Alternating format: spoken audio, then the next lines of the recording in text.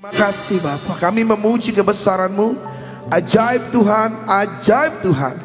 Engkau Allah satu-satunya yang bertata dalam kehidupan kami. Engkau Tuhan yang berdaulat penuh di dalam kehidupan kami. Sore hari ini kami tahu kami ada di dalam rancangan-Mu yang dahsyat. Kami ada di dalam rancangan-Mu yang besar. Kami siapkan hati dan pikiran kami. Bertatalah di atas puji-pujian umat-Mu. Berdaulatlah penuh atas hidup kami.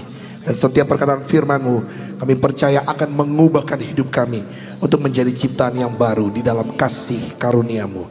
Terpujilah nama-Mu Bapa. Di dalam nama Tuhan Yesus kami berdoa dan mengucap syukur. Yang siap diberkati sama-sama katakan haleluya. Sekali lagi mari beri tepuk tangan yang terbaik buat Yesus Tuhan kita. Amin.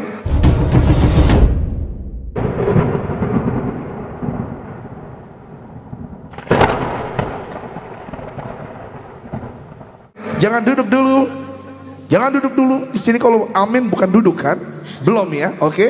Lihat kiri kananmu, senyum yang terbaik. Jabat tangannya terus bilang, saya senang lihat kamu di tempat ini. Ayo, sebanyak-banyaknya. Amin. Kasih senyum kiri kananmu terus bilang, siap-siap diberkati. Siap-siap. Boleh lihat tangan-tangan yang siap diberkati. Angkat tinggi tanganmu. Boleh katakan, wow. Kapan Palangkaraya berikan tepuk tangan yang terbaik sekali lagi buat Yesus Tuhan kita. Haleluya. Silakan duduk. Mantap. Puji nama Tuhan. Terima kasih tim Praise and Worship. Sekali lagi berikan tepuk tangan buat teman-teman kita yang sudah terlibat sore hari ini. Wow, apa kabar Palangkaraya? Shalom. Apa kabar? Kalau saya tanya apa kabar, angkat tangan kananmu terus katakan Yesusku dahsyat luar biasa. Apa kabar? Belum semua. Yang di atas juga ikutan ya. Yang di atas bukan pemain cadangan, oke? Apa kabar? Dahsyat. Kasih tepuk tangan sekali lagi yang terbaik buat Yesus Tuhan kita. Puji nama Tuhan. Senang sekali boleh hadir di rumah Tuhan di YHS Palangkaraya. Perkenalkan, nama saya Dave Gerard Kue. Saya adalah seorang pemuji. Saya adalah seorang worship leader. Dan saya sedang menempuh pendidikan dalam teologi dan sebentar lagi akan menyelesaikannya. Bantu doa saudara, Bapak Ibu, supaya dapat menyelesaikan amanat agung. Dan saat ini saya tergabung di dalam sebuah band rohani yang namanya Undivided ya. Dan juga saya tertanam di gereja lokal di Jakarta di bawah penggembalaan dari Pastor Henny Christianus dan Pastor Jojo Christianus di dalam gereja ICI Impact Community Indonesia.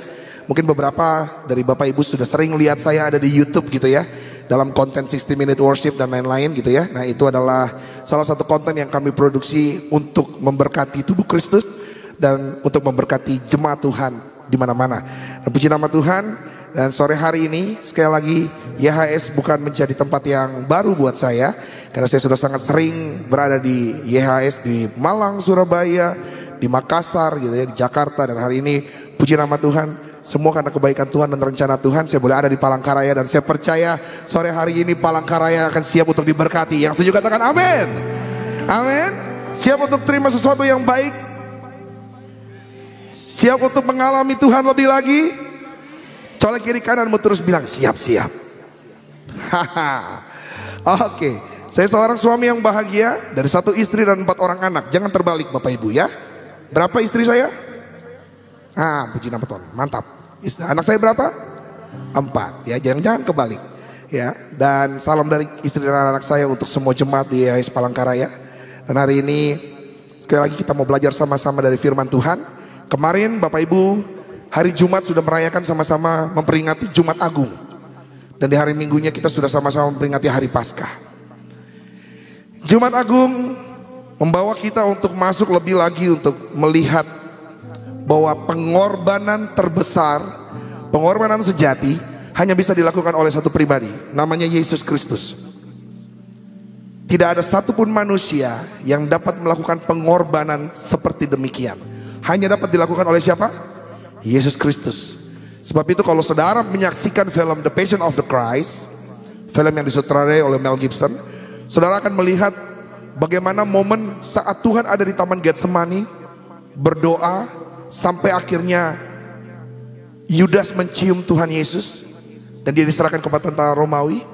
Lalu mulai penyiksaan sampai proses penggunaan mahkota duri. Lalu mulai disiksa kembali, dihakimi di hadapan Pontius Pilatus. diasingkan, lalu disuruh untuk memikul salib untuk menuju ke Golgota. Itu semua ada di dalam film yang kita sama-sama sudah sering saksikan. Tapi tahukah saudara bahwa keaslian penyiksaan Kristus yang ada di dalam film yang kita saksikan kalah dramatis dengan apa yang tercatat di dalam firman Tuhan. Cambuk yang digunakan oleh tentara Romawi untuk mencambuk Yesus, yang 3 cabang yang di depannya ada kaitnya, itu kalau dicambukkan ke tubuh, ke daging, dia akan nyantol, dia akan masuk ke dalam jaringan kulit dan daging. Lalu ketika ditarik, kait itu akan mengikat daging dan jaringan otot dan tercabik bersama dengan cambuk itu. Dan di Alkitab dikatakan sampai terlihat tulang rusuknya. Kondisi di film yang kita saksikan, wajah Yesus memang babak belur, habis dipukul ya, badannya luka-luka. Tapi tahukah saudara, di Alkitab dikatakan tidak ada rupanya, hancur sehancur-hancurnya. Kemarin saya ke Israel, lalu saya pergi ke Bukit Zaitun. Lalu dalam perjalanan ke Bukit Zaitun, di sepanjang perjalanan menuju gereja yang ada di atas bukit itu, ada tanaman-tanaman yang ada di pinggir-pinggir dari jalan yang kita lalui. Lalu saya tertarik, saya lihat ada satu tanaman yang bentuknya seperti mahkota duri. Lalu saya tanya sama tour guide-nya, ini pohon apa? Kok cuma ada duri-duri saja? Terus dia bilang, ini adalah pohon yang akhirnya digunakan untuk menjadi mahkota durinya Yesus. Saudara, saya pegang tanaman itu, bentuknya panjangnya paling kecil segini ya, dan dia keras dan dia sangat tajam. Dan kalau tertusuk ada venomnya, ada racunnya. Saudara bayangkan, itu dirangkai menjadi sebuah mahkota. Bukan hanya cuma diletakkan saja di atas kepala, tetapi dipaksakan sampai masuk menusuk jaringan kulit dan tengkorak kepala Yesus. Lihat ya di filmnya ya, diketok sama tentara Romawi sampai masuk ke dalam dan darah keluar. Di Taman Getsemani ketika Yesus berdoa dan dia mengalami ketakutan, menurut kedokteran dikatakan bahwa level tingkat stres yang dialami oleh Yesus sudah mencapai puncaknya, sampai dikatakan dia berdoa, keringatnya bercampur dengan peluh darah. Saudara pernah berdoa sampai keluar darah dari pori-porimu? Yesus sudah lewati itu.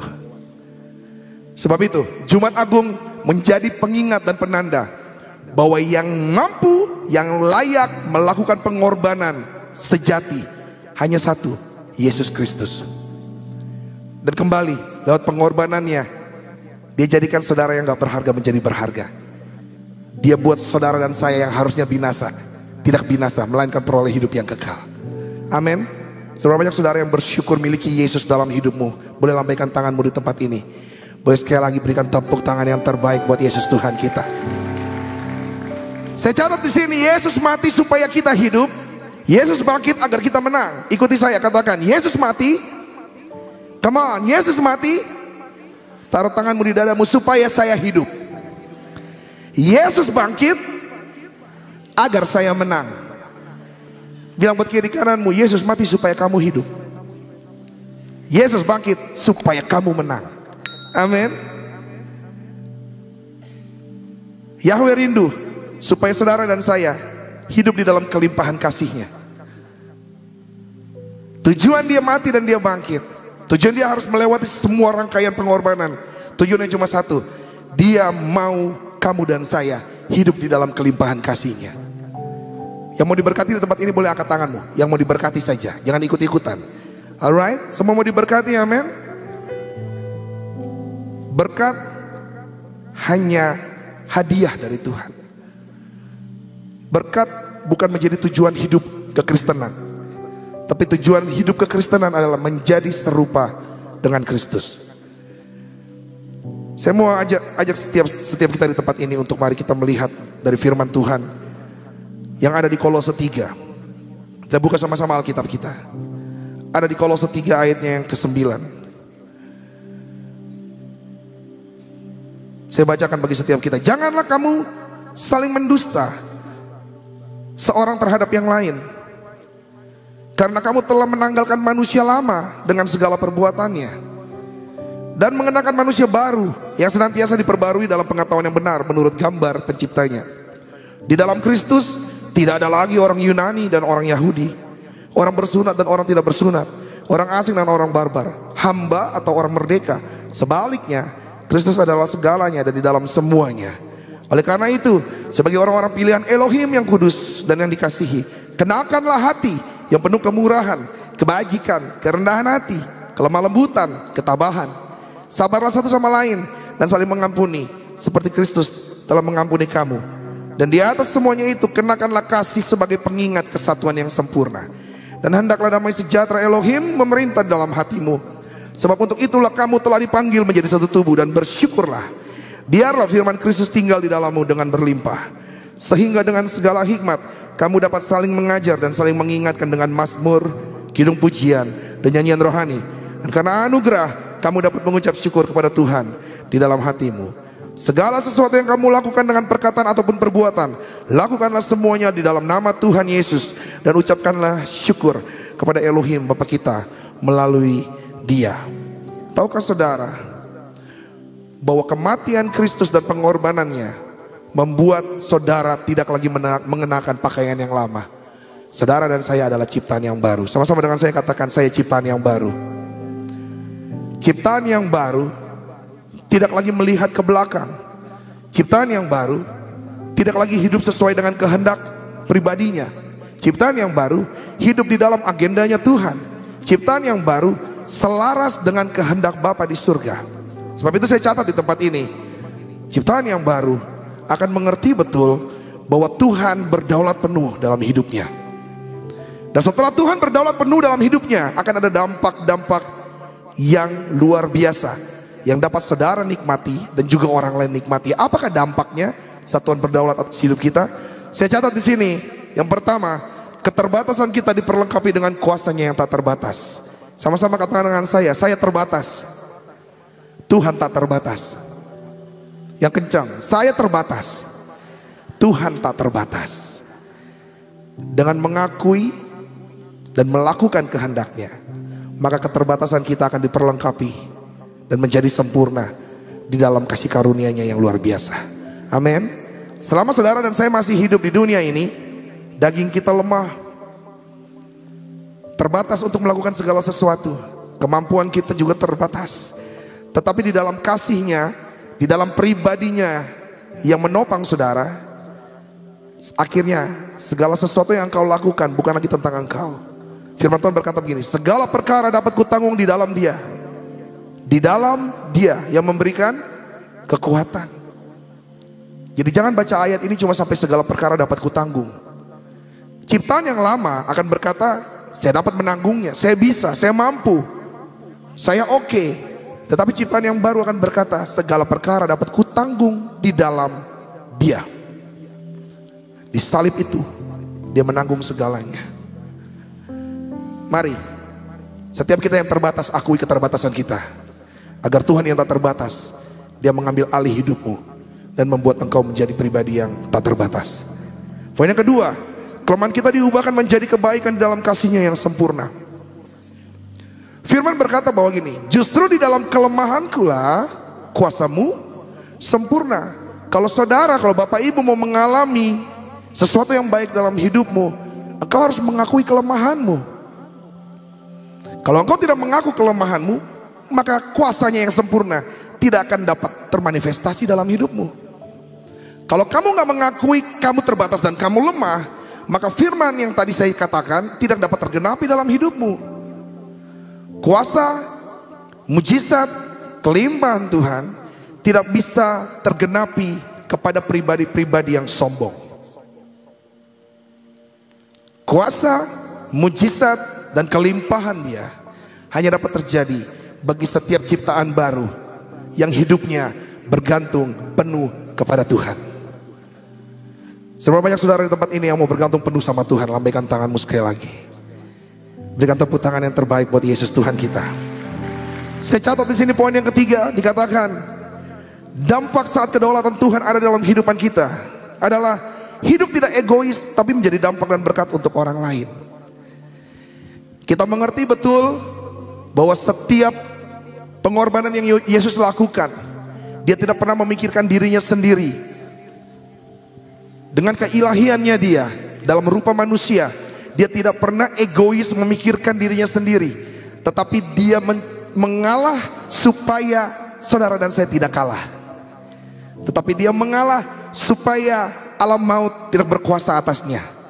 Tapi dia mengalah supaya kemenangan mutlak terjadi untuk setiap anak-anaknya. Makanya hari ini nih, kelemahan yang sedang terjadi dalam kehidupanmu, Tuhan punya satu tujuan, supaya engkau menjadi saksi di luar sana. Orang bisa melihat Kristus dalam hidupmu, orang bisa melihat Kristus di dalam keluargamu, orang lain bisa melihat Kristus di dalam pelayananmu, orang bisa melihat Kristus di dalam pekerjaan, bisnis dan dagangmu, dan orang bisa melihat Kristus di gereja ini.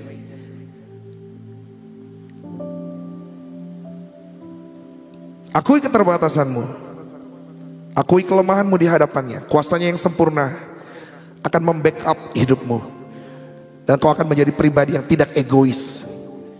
Kau dapat mengerti orang lain, kau dapat menerima kondisi orang lain, karena kamu semakin serupa dengan Kristus. Yang keempat, saya catat di sini, dampak yang terjadi adalah sistem dunia tidak berkuasa atas hidupmu. Dunia akan mengajarkan kita untuk menjadi individu yang tidak mengandalkan orang lain, yang berkata bahwa saya mampu, saya bisa, saya dapat, dan semuanya tertuju kepada dirinya. Me, and me. Tetapi apa yang dilakukan oleh Kristus, dia tidak berfokus kepada dirinya. Bahkan di atas kayu salib dia masih bisa berkata, ampunilah mereka sebab mereka tidak tahu apa yang mereka perbuat. Dia masih memikirkan kepentingan orang banyak. Dia masih bisa melepaskan pengampunan di saat kondisi yang tidak memungkinkan untuk dia lakukan. Sistem dunia akan membuat kita melupakan bahwa Tuhan eksis dalam kehidupan kita. Kita andalkan jam terbang kita andalkan kehebatan kita, koneksi kita, harta kita, orang-orang hebat yang ada di sekitar kita. Tanpa disadari, sistem ini membuat kita melupakan bahwa Tuhan selalu beserta dalam hidup kita, bahwa Dia Immanuel yang selalu ada di dalam hidupmu. Tapi firman Tuhan berkata, janganlah menjadi serupa dengan dunia ini, tapi diperbaharuilah engkau akal budimu, pikiranmu dan tindakanmu. Bahkan firman Tuhan berkata, bertobatlah setiap hari di dalam keserupaan dengan sang Khalik dengan pertolongan Roh Kudus. Sore hari ini saya mau ajak jemaat YHS Palangkaraya, mari tinggalkan sistem dunia, masuk dalam kerajaan Tuhan dengan sistemnya yang membuat engkau menjadi lebih dari pemenang. Firman Tuhan berkata dalam Keluaran 14 ayat yang ke-14, dia katakan seperti ini, Elohim akan maju berperang gantikan kamu dan kamu akan diam saja. Dunia akan berkata, berperanglah supaya kamu menang. Tapi value kerajaan surga berkata, Elohim yang akan maju berperang menggantikan kamu dan kamu akan diam saja. Bahkan firman Tuhan juga berkata, dia menyediakan hidangan di hadapan lawan-lawanmu. Ini sebagai salah satu bentuk Tuhan sedang berkata buat musuhmu, makan yang kenyang. Setelah makan, kau berperang, engkau pun tidak akan pernah menang, karena anak-anakku ada di dalam pemeliharaanku. Hari ini jangan takut akan hari esok. Hari ini jangan takut dengan kondisimu yang sedang terjadi. Hari ini jangan ragu akan pertolongan Tuhan, karena firman Tuhan berkata, anak cucu orang benar tidak akan pernah meminta-minta. Orang yang berharap kepada Tuhan tidak akan pernah dikecewakan. Amin. Berikan tepuk tangan sekali lagi buat Tuhan kita. Kedaulatan Tuhan akan menyadarkan kita bahwa ya, saya ciptaan baru dalam Kristus. Katakan sama-sama dengan saya, ya, saya ciptaan yang baru dalam Kristus. Ciri-ciri orang yang sadar bahwa dia adalah ciptaan yang baru di dalam Kristus, saya catat yang pertama, hidupnya berserah namun tak menyerah. Hidupnya berserah namun tak. Dua hal yang berbeda. Berserah dengan menyerah itu dua hal yang berbeda. Menyerah itu kita kadang-kadang belum melakukan usaha, kita belum mencoba, tapi kita udah bilang, kayaknya saya nggak mungkin menang deh, kayaknya saya nggak mungkin bisa deh, jangan deh. Ada tawaran, ayo, ada kesempatan untuk melayani di gereja Tuhan di YHS Palangkaraya, kayaknya saya nggak bisa deh, kayaknya saya nggak mampu deh, jangan deh. Menyerah sebelum mencoba, menyerah sebelum berperang. Tapi berbeda dengan berserah. Berserah adalah sebuah tindakan di mana saudara sudah melakukan usahamu, sudah melakukan bagianmu, tapi saudara tahu limitmu di mana, dan saudara serahkan semuanya ke dalam tangan Tuhan untuk menyelesaikan sisanya. Berserah. Kita punya orang dalam, bos. Siapa orang dalam kita? Yang punya dunia ini. Namanya Yesus Kristus. Sifat berserah, sikap berserah adalah bentuk penundukan dirimu kepada kedaulatan Tuhan. Kita baca sama-sama di Amsal 3 ayat ke-5. Percayalah kepada Yahweh dengan segenap hatimu dan tidak bersandar pada pengertianmu sendiri. Orang yang berserah adalah orang yang gak so tahu. Orang yang berserah adalah orang yang mau dididik, orang yang mau terima teguran, orang yang gak mengandalkan kehebatannya dan pengertiannya sendiri, orang yang percaya dengan segenap hati. Seperti lagu yang tadi kita nyanyikan.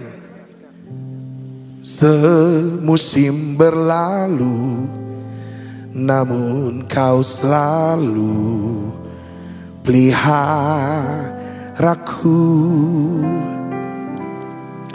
Kasih dan setiamu tak pernah layu di hidupku. Lebih luas dari samudra kebaikanmu Bapa takkan habis di hidupku.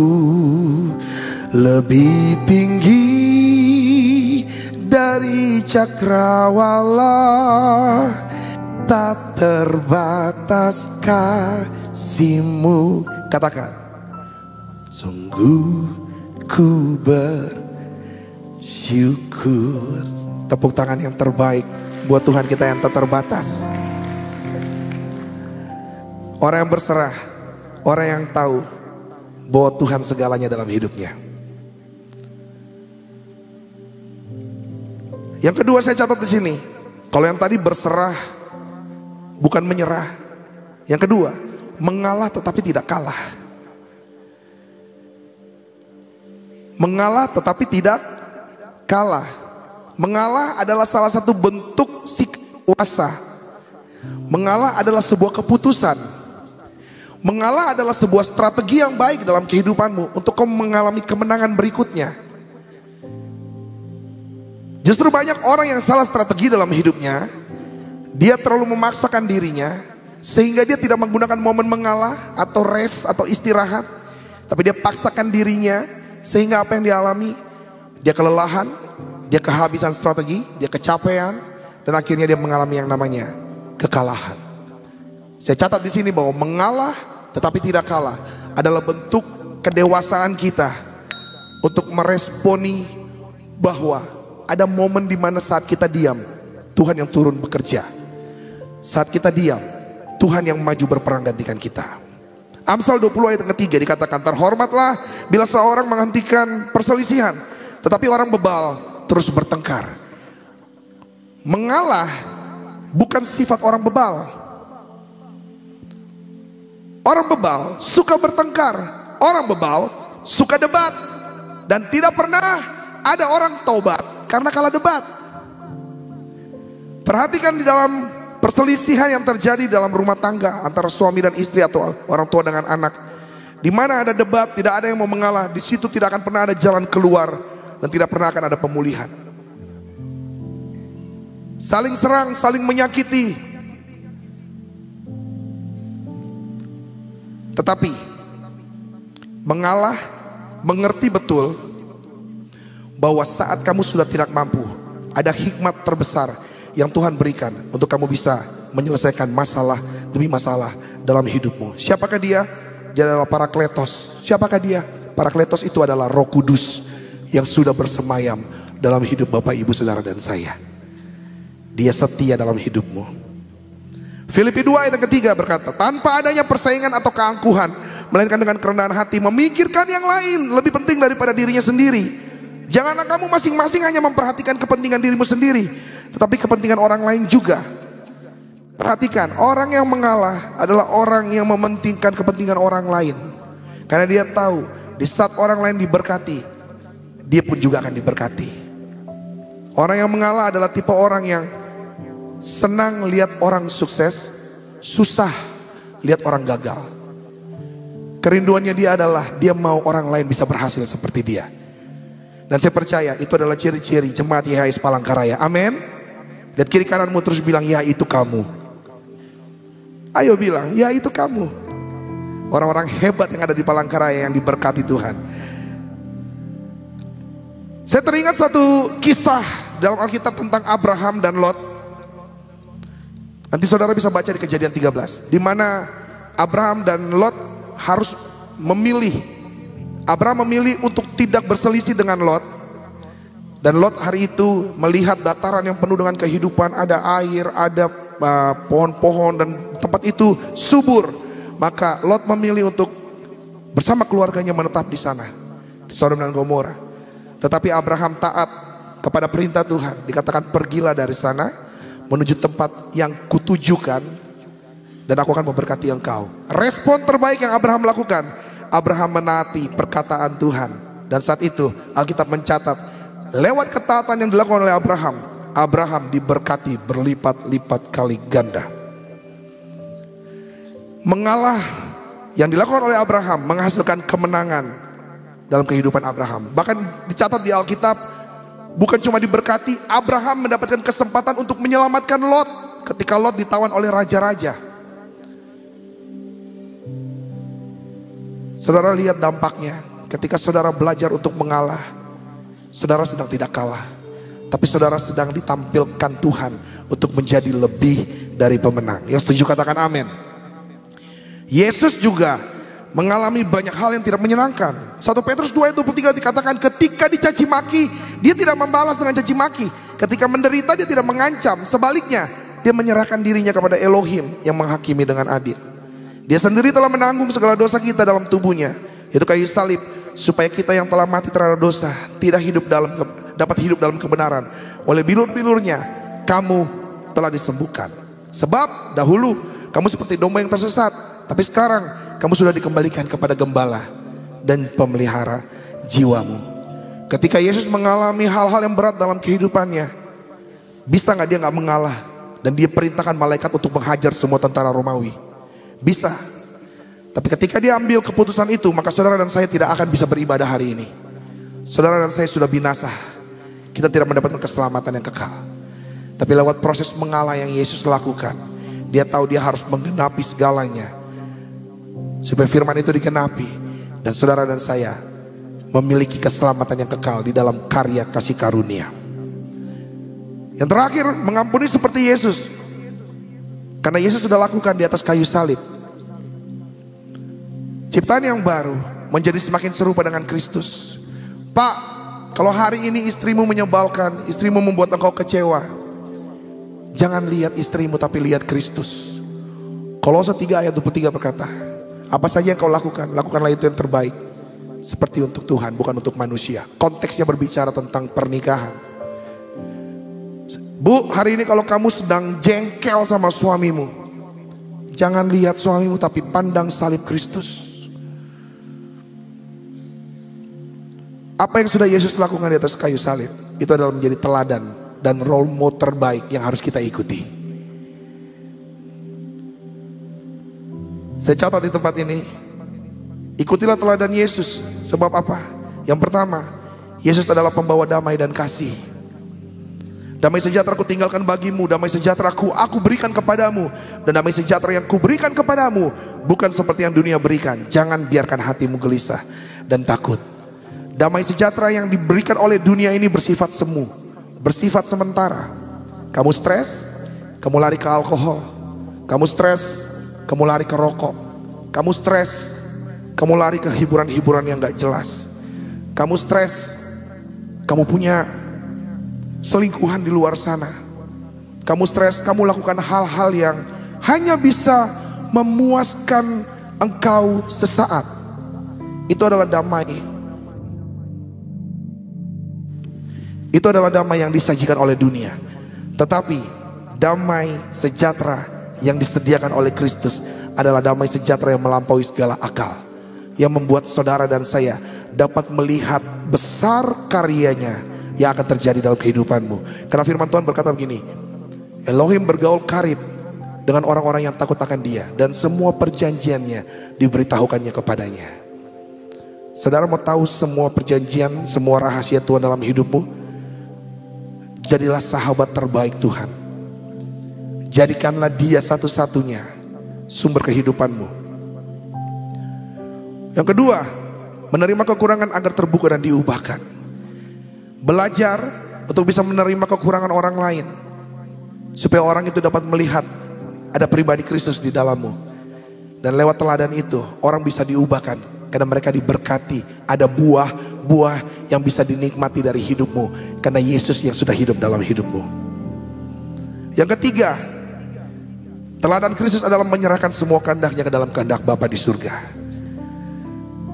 Katanya, ya Bapa, jika engkau berkenan, ambillah cawan ini daripadaku. Tetapi janganlah kehendakku, melainkan kehendakmu sajalah yang terjadi.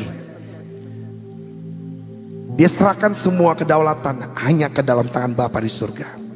Dan dia tahu betul bahwa Bapa tidak akan pernah mengkhianatinya. Bapa tidak akan pernah mengecewakannya. Bapa akan memberikan dia kekuatan untuk dia bisa melewati segalanya.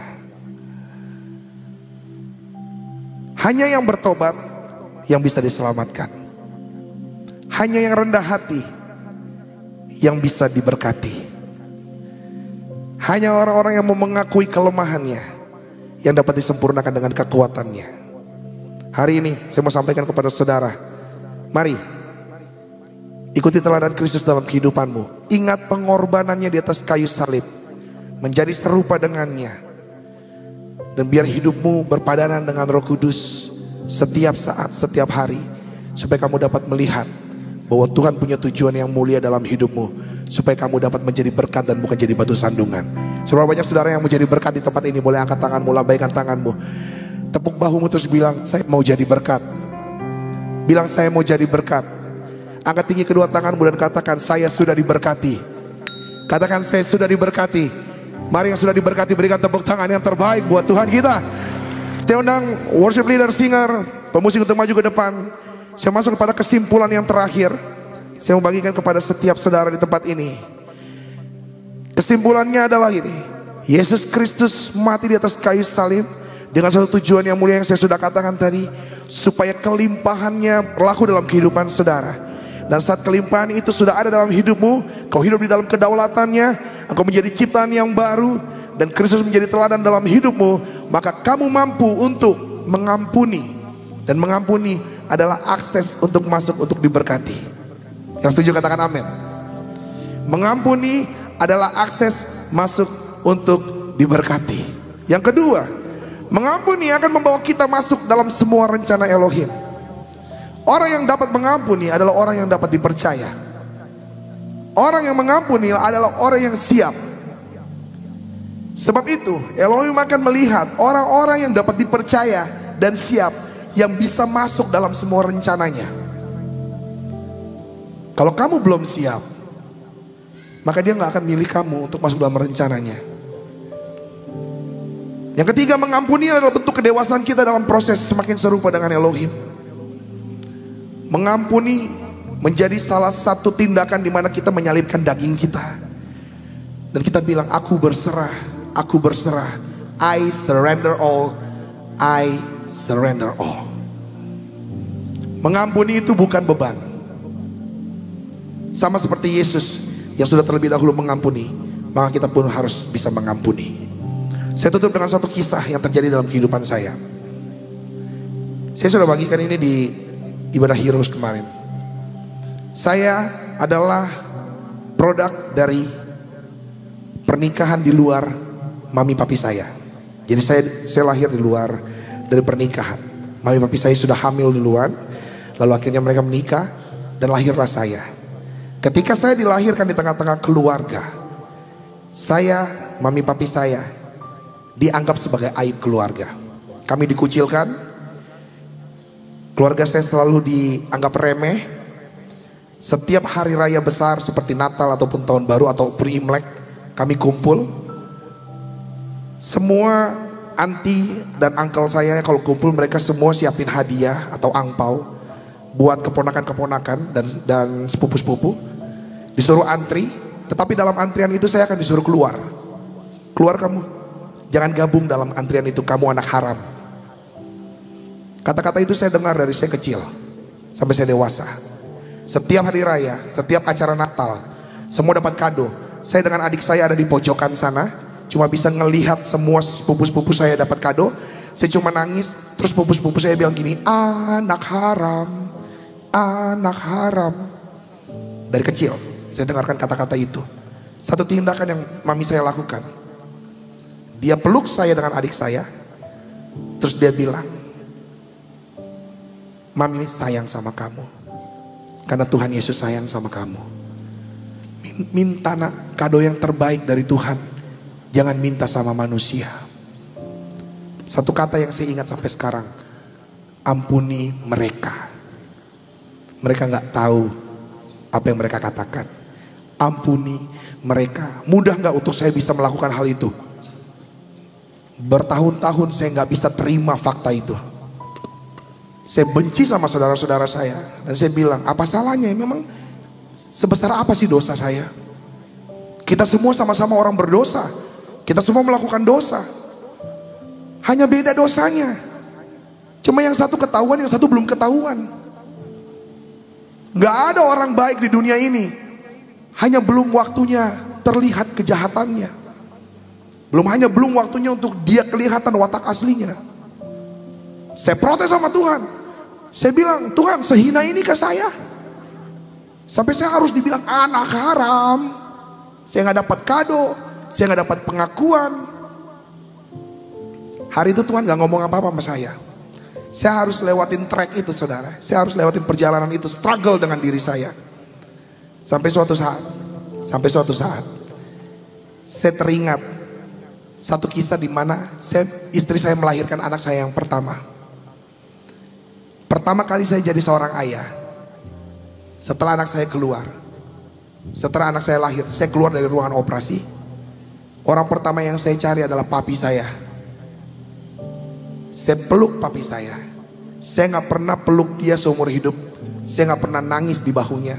Tapi hari itu saya peluk dia dan saya nangis. Dan saya bilang, thank you pa. Akhirnya aku ngerasain bagaimana jadi seorang papa. Akhirnya aku tahu bagaimana pengorbanan seorang papa. Di situ Roh Kudus bilang, Bapa di dunia saja bisa seperti itu, apalagi Bapamu di surga. Dia mengasihi engkau.